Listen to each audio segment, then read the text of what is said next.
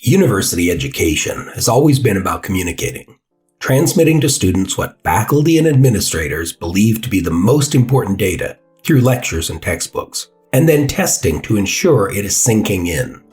Our current higher education system was designed almost 200 years ago, a time when no one was capable of carrying around all the books needed for industrial age life, so necessary information had to be committed to memory.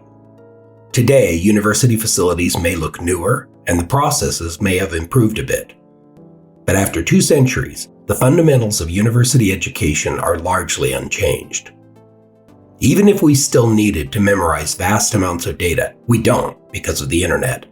Modern brain science tells us that the ages when most students attend college are not really the best for memorization. What our brains do need help with during the university years, the late teens to late 20s, is improving the functions of the still malleable prefrontal cortex, that part of the brain responsible for ethical decision-making, foresight, and empathy. A continued emphasis on memorization of what seem to many myriad pointless facts, formulas, and models is the main reason many students and most employers feel that higher education is outmoded.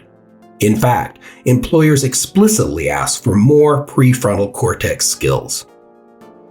Okay, the system sucks, but what can you do about it? If you're paying tuition or taxes, insist that universities become relevant.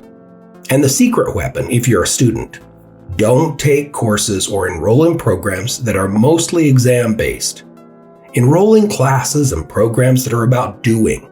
Even in the sciences, you can find programs built around project-based learning.